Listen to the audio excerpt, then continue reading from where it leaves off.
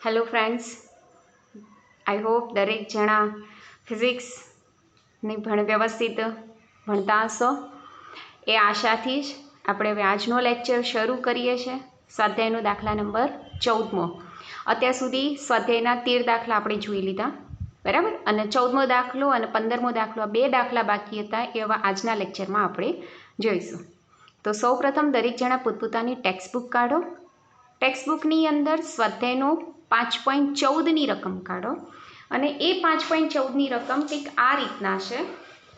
શું લખેલું છે કે જો સ્વાધ્યાય 5.13ના ગજિયા ચુંબકને 180 ડિગ્રી જેટલો ઘુમાવવામાં આવે તો નવો તટસ્થ બિંદુ ક્યાં મળશે? બરાબર. તો હવે જુઓ, પહેલાં તો એ માટે આપણે 5.13 યાદ કરવું પડે. તો 5.13 કેવી રીતના હતું? તેમાં ડીપ એંગલ 0 હતું. ડીપ એંગલ 0 એટલે કે જે મેગ્નેટિક મોમેન્ટ અને ભૌગોલિક એટલે કે ચુંબકીય અક્ષ અને ભૌગોલિક અક્ષ છે એ એકબીજા ઉપર એક રેખાસ્થ હતી. આપણને દરેક જણાને ખ્યાલ છે કે પૃથ્વીનું ચુંબકીય ક્ષેત્ર દક્ષિણ ગોળાર્ધમાંથી નીકળી અને ઉત્તર ગોળાર્ધમાં દાખલ થાય છે, બરાબર. એટલે S થી N હોય છે. સ્વાધ્યાયના દાખલા નંબર 13માં 5.13માં કંઈક આવી રીતના આકૃતિ હતી કે આની અંદર ચુંબક કેવી રીતે હતું? અહીંયા નોર્થ હતું અને અહીંયા સાઉથ હતું, બરાબર. ગજિયા ચુંબકનું ચુંબકીય ક્ષેત્ર નોર્થમાંથી દાખલ થઈ અને સાઉથમાં, નોર્થમાંથી બહાર નીકળી અને સાઉથમાં દાખલ થાય છે, બરાબર. અને અંદરના ભાગમાં સાઉથમાંથી ક્યાં હોય છે? નોર્થ તરફ. પરંતુ પૃથ્વીનું ચુંબકીય ક્ષેત્ર કઈ દિશામાં છે? આ દિશામાં છે.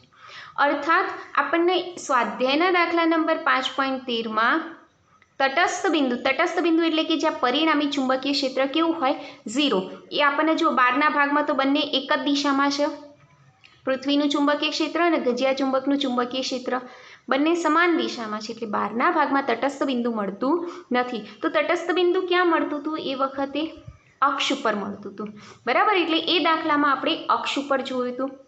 હવે સ્વાધ્યાયનો 5.14 શું કહે છે કે આ ગજિયા ચુંબકને આપણે 180 ડિગ્રીનું ભ્રમણ આપી દેવાનું છે. એટલે એસની જગ્યાએ N થઈ જશે અને Nની જગ્યાએ S થઈ જશે. તો આકૃતિ કંઈક આ રીતના થશે.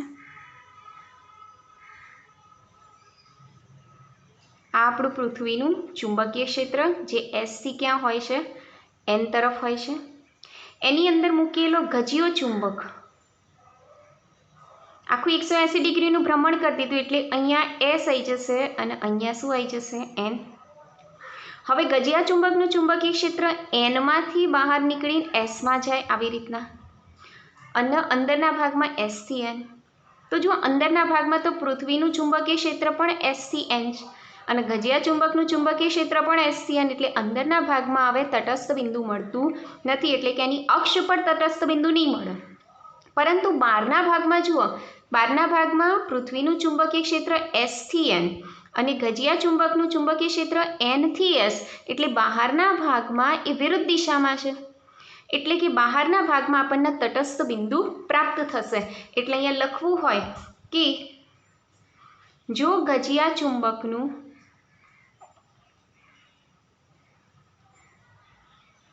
180 ડિગ્રીનું ભ્રમણ કરાવવામાં આવે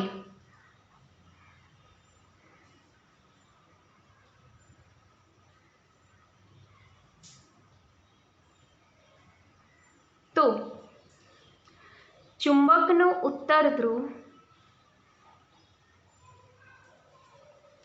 ભૌગોલિક ઉત્તર તરફ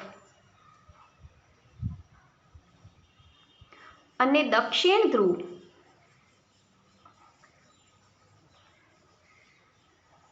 ક્યાં આવી જશે? ભૌગોલિક દક્ષિણ તરફ આવે છે, બરાબર. આથી આકૃતિમાં દર્શાવ્યા મુજબ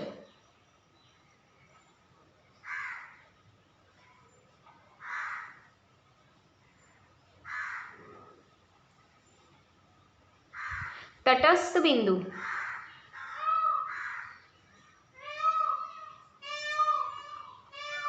ચુંબકના લંબ દ્વિભાજક अर्थात विषुववृत्त पर મળે છે। બરાબર, આથી આકૃતિમાં દર્શાવ્યા મુજબ તટસ્થ બિંદુ ક્યાં મળશે? ચુંબકના લંબ દ્વિભાજક એટલે કે વિષુવવૃત્ત પર પ્રાપ્ત થાય છે। તો આપણે હવે કયું સૂત્ર વાપરીશું? આપણે બી વિષુવવૃત્તનું સૂત્ર વાપરીશું। તો જુઓ અહીંયા લખું બી વિષુવવૃત્ત। તો બી વિષુવવૃત્તનું સૂત્ર કયું છે? μ0/4π m/r ઘન। આપણે આર શોધવાનું છે, તો આરનો ઘન ઉપર લઈ આવીએ અને બી વિષુવવૃત્તને નીચે મૂકી દઈએ, એટલે μ0/4π m/b વિષુવવૃત્ત। હવે આની અંદર ડેટામાં શું લઈશું? તો જુઓ બી વિષુવવૃત્ત અને એમ એ આગળના દાખલા ઉપરથી લેવાનું છે, એટલે કે સ્વાધ્યાયનો દાખલા નંબર 5.13 ઉપરથી એની રકમ લેવાની છે। તો જુઓ એની અંદર રકમની અંદર 5.13ની રકમ કાઢો તો લખેલું શું છે કે જે પૃથ્વીનું ચુંબકીય ક્ષેત્ર છે એ 0.36 ગોસ લેવાનું છે, એટલે કે બી વિષુવવૃત્ત એ જ આપણું પૃથ્વીનું ચુંબકીય ક્ષેત્ર અને કેટલું લેવાનું છે? 0.36 ગોસ લેવાનું છે। અને ગોસની જગ્યાએ કેટલા લખીશું આપણે? 10⁻⁴ ટેસ્લા। ચલો બી મળી ગયું। હવે મેગ્નેટિક મોમેન્ટ, તો મેગ્નેટિક મોમેન્ટ પણ આપણે આગળના દાખલામાં શોધી, અને તમે શોધી હોય તો તમને કંઈક 0.5 એમ્પિયર ઇન્ટુ મીટર સ્ક્વેર પ્રાપ્ત થઈ છે। બરાબર, તો આ રીતના આ બધી કિંમત આની અંદર મૂકી દઈએ તો જુઓ ગણતરી કરીએ। μ0ની કિંમત 4π × 10⁻⁷ ભાગ્યા 4π, એમની કિંમત 0.5, બી વિષુવવૃત્તની કિંમત મૂકો 0.36 × 10⁻⁴, 4π 4π કેન્સલ, 10⁻⁴ 10⁻⁴ પણ કેન્સલ, એટલે ઉપર શું વધ્યું? 0.5 × 10⁻³ અને નીચે શું છે? 0.36। તો જુઓ આરનો ઘન બરાબર, કેલ્ક્યુલેટર હોય તમારી પાસે તો જુઓ કેલ્ક્યુલેટરમાં આપણે જોઈએ તો કોનો ગુણાકાર ભાગાકાર કરવાનો છે? તો 0.5 ભાગ્યા 0.36 તો કેટલો આવ્યો? 1.38, એટલે અહીં લખું 1.38 × 10⁻³ હવે આ તો આર ઘન મળ્યો, આપણે આર શોધવાનું છે, એટલે 1.38 × 10⁻³ નો 1/3, એટલે કે ઘનમૂળ શોધવું પડે। બંનેનું અલગ અલગ કરી દઈએ તો 1.38નું ઘનમૂળ ગુણ્યા -3 3 કેન્સલ, એટલે 10⁻⁻ કેટલા થશે? 1। હવે 1.38નું ઘનમૂળ કેવી રીતના કરવાનું? તો જો હું તમને શીખવાડું તો 1.38 લખવાના પહેલાં આ રીતના લખી કાઢ્યા 1.38। હવે એનું 2 વખત વર્ગમૂળ દબાવો, એટલે આ 1 2, પછી ગુણાકારનું ચિહ્ન દબાવો, એટલે આ ગુણાકાર, ફરી પાછું 4 વખત દબાવો, 1 2 3 4, ફરી પાછું ગુણાકાર દબાવો, પછી 8 વખત દબાવો, 1 2 3 4 5 6 7 8, ફરી પાછું ગુણાકાર દબાવો અને ફરી એક વખત 2 વખત વર્ગમૂળ દબાવો, 1 2, અને છેલ્લે દબાઈ દો બરાબર, એટલે તમારો જવાબ આવ્યો કંઈક 1.11। બરાબર, એટલે અહીંયા લખું છું 1.11 × 10⁻⁴ મીટર, આ તમારો જવાબ। બરાબર, એટલે આ રીતના તમે ઘનમૂળ સરળતાથી શોધી શકો છો। તો આવી રીતના બી લખાય 0.11 મીટર, અને એનો જો સેન્ટીમીટરમાં લખવું હોય તો કેટલા લખી શકીએ આપણે? 11 સેન્ટીમીટર। તો આ રીતના આપણે સ્વાધ્યાયનો દાખલા નંબર 5.14 કરી શકીએ છીએ। ત્યારબાદ જોઈએ આપણે આગળનો દાખલો, સ્વાધ્યાયનો દાખલા નંબર 5.15। જો સ્વાધ્યાયનો દાખલા નંબર 5.15, રકમ વાંચો, ટેક્સ્ટબુક કાઢો તો રકમની અંદર શું લખેલું છે કે 5.25 × 10⁻² જૂલ પર ટેસ્લા મેગ્નેટિક મોમેન્ટ, એટલે તમને ડેટાની અંદર આપેલું છે મેગ્નેટિક મોમેન્ટ, એનો સિમ્બોલ શું વાપરીએ છીએ? એમ બરાબર શું થાય? 5.25 × 10⁻² જૂલ પર ટેસ્લા। નાના ગજિયા ચુંબકને તેની અક્ષ પૃથ્વીના ચુંબકીય ક્ષેત્રની દિશાને લંબ રહે તે રીતે રાખવામાં આવ્યો છે. એટલે કે જે ગજિયો ચુંબક છે એની અક્ષ એટલે કે પૃથ્વીનું ચુંબકીય ક્ષેત્ર એની દિશામાં રહે. નંબર 1 તેના લંબ દ્વિભાજક પર અને નંબર 2 તેની અક્ષ પર. એટલે કે નંબર 1 લંબ દ્વિભાજક માટે એટલે કે વિષુવવૃત્ત માટે અંતર શોધવાનું છે એટલે r બરાબર કેટલા, અને નંબર 2 અક્ષ માટે r બરાબર કેટલા.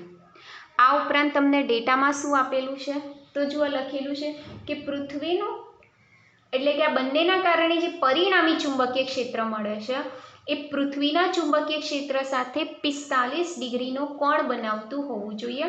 અને આ સ્થળે પૃથ્વીનું ચુંબકીય ક્ષેત્ર આપેલું છે 0.42 ગોસ આપેલું છે. પૃથ્વીનું ચુંબકીય ક્ષેત્ર બી બરાબર 0.42 ગોસ. એને ટેસ્લામાં કન્વર્ટ કરી દઈએ એટલે 10⁻⁴ ટેસ્લા આપેલું છે. આથી ગણતરીમાં આવતા અંતરોની સરખામણીમાં ચુંબકની લંબાઈને અવગણો. એટલે કે r ઇઝ ગ્રેટર ધેન પેલું L વાળું સૂત્ર છે એટલે તમારે છેલ્લું સૂત્ર લેવાનું, r³ વાળું સૂત્ર લેવાનું. હવે નંબર 1ની વાત કરી લઈએ તો જુઓ ચલો નંબર 1 સુધી નાખીએ. પહેલાં શેના માટે સુધી નાખીએ? વિષુવવૃત્ત માટે. ચલો આકૃતિ જોઈએ તો આકૃતિ કેવી રીતના આવશે તો આ ચુંબક, આ એનું S ધ્રુવ, આ એનું N ધ્રુવ, આ એનું કેન્દ્ર અને આ એની લંબ દ્વિભાજક અક્ષ. બરાબર. આ અંતરે આપણે પરિણામી ક્ષેત્ર શોધવાનું છે એટલે કે પરિણામી ચુંબકીય ક્ષેત્ર શોધવાનું છે. અહીંયા લખ્યું છે પરિણામી ચુંબકીય ક્ષેત્ર એ પૃથ્વીના ચુંબકીય ક્ષેત્ર સાથે 45 ડિગ્રીનો ખૂણો બનાવે છે. બરાબર. એટલે આને આપણે કહી દઈએ BH. તો સ્વાભાવિક છે 45નો ખૂણો હોય એટલે કે સાઇન લઈએ કે કોસ લઈએ, બંનેની વેલ્યુ સાઇન 45 બરાબર એ 1/√2 અને કોસ 45 બરાબર બી 1/√2. એટલે BH ઘટક લઈએ કે BV ઘટક લઈએ એટલે કે સમક્ષિતિજ ઘટક લઈએ કે પછી વર્ટિકલ ઘટક લઈએ, બંને ઘટકો કેવા મળશે આપણને? સરખા જ મળશે. અને આપણે પૃથ્વીનું ચુંબકીય ક્ષેત્ર તરીકે લેવાનું. એટલે કે બી વિષુવવૃત્ત માટે પણ તમારે કેટલું લેવાનું? 0.42 ગુણ્યા 10⁻⁴ ટેસ્લા લેવાનું. સૂત્ર મૂકી દો. બી વિષુવવૃત્તનું સૂત્ર કયું છે? μ0/4π m/r². rનો ઘન કરતા બનાવી દઈએ એટલે μ0/4π m/b વિષુવવૃત્ત થઈ જાય. μ0ની કિંમત મૂકો 4π × 10⁻⁷ ભાગ્યા 4π. એમની કિંમત આપણી પાસે આપેલી છે 5.52 ગુણ્યા 10⁻², સોરી 5.25 છે ગુણ્યા 10⁻² ભાગ્યા બી વિષુવવૃત્તની કિંમત 0.42 ગુણ્યા 10⁻⁴. તો જો 4π કેન્સલ, 10⁻⁴ ને 10⁻⁴ પણ કેન્સલ એટલે ઉપર શું વધશે? 5.25 ગુણ્યા અહીંથી -3 અને -2 એટલે 10⁻5 ભાગ્યા 0.42. બંનેનો ભાગાકાર કરીએ તો ભાગાકારની અંદર શું આવશે? 5.25 ભાગ્યા 0.42 એટલે કેટલા આવે છે? 12.5 ગુણ્યા 10⁻5. 10⁻5 ને 6માં કન્વર્ટ કરી દો એટલે કેટલા થાય? 125 ગુણ્યા 10⁻6 થઈ જાય. આ મળ્યું આપણને r³. હવે જો આનું થોડુંક હજી સાદું રૂપ આપીએ તો આ તો r³ મળ્યું. આપણે તો શું શોધવાનું છે? r. તો જો અહીં ફરીથી લખું r³ બરાબર શું મળ્યું? 125 ગુણ્યા 10⁻6. તો r બરાબર 125નું ઘનમૂળ શું થાય? 5. 5નું ઘન 125 થાય તો 125નું ઘનમૂળ 5 ગુણ્યા 10⁻6નું ઘનમૂળ એટલે 10⁻2 મીટર, સેન્ટીમીટરમાં લખવું હોય તો 5 સેન્ટીમીટર, આ રીતના આર મળી જાય.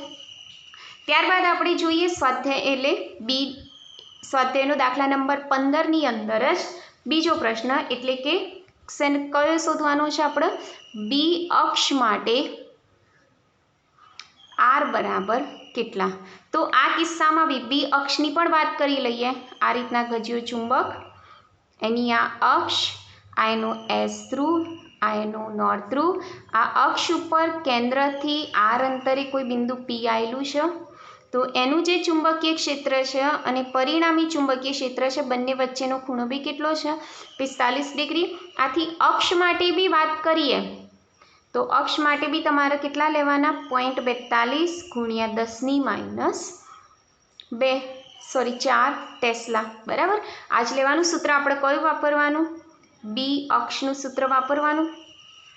બી અક્ષનું સૂત્ર કયું છે? μ0/4π 2m/r ઘન. માટે આરનો ઘન બરાબર μ0/4π 2m/b અક્ષ. μ0ની કિંમત મૂકી દો 4π × 10⁻⁷ ભાગ્યા 4π. 2 એમના એમની જગ્યાએ 5.25 ગુણ્યા 10⁻².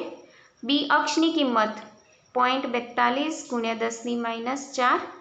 4π 4π કેન્સલ, -4 ને અહીંયાથી બી -4 કેન્સલ, તો ઉપર વધશે 2 ગુણ્યા 5.25, અહીંથી -3 અને -2 એટલે 10⁻5 અને ભાગ્યા 0.42.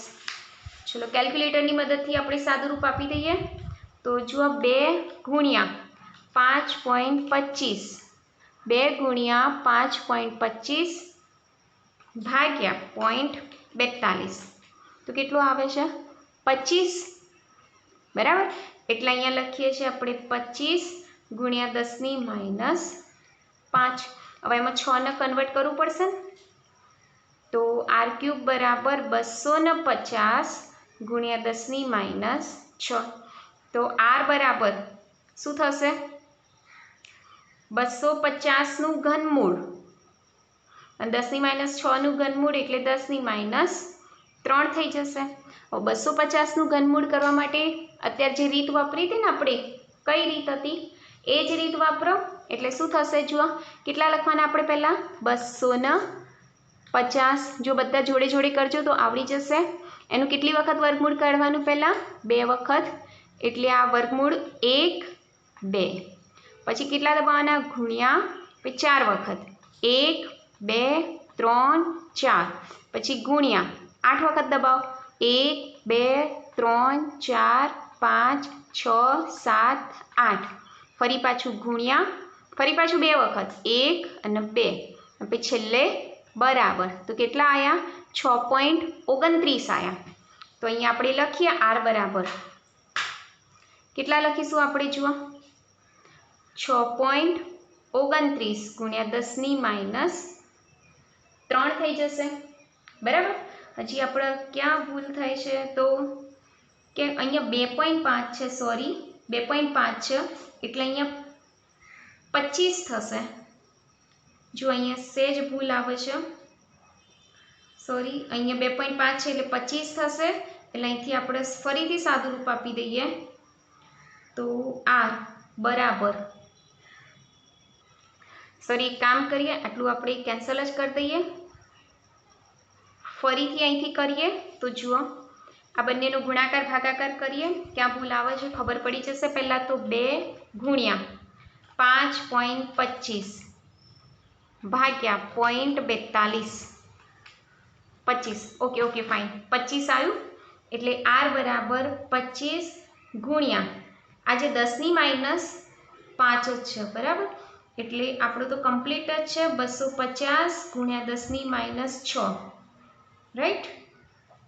તો r બરાબર 250નું આપણે ઘનમૂળ જોશે એટલે 1/3 અને 10⁻6નું ઘનમૂળ 10⁻2 થાય.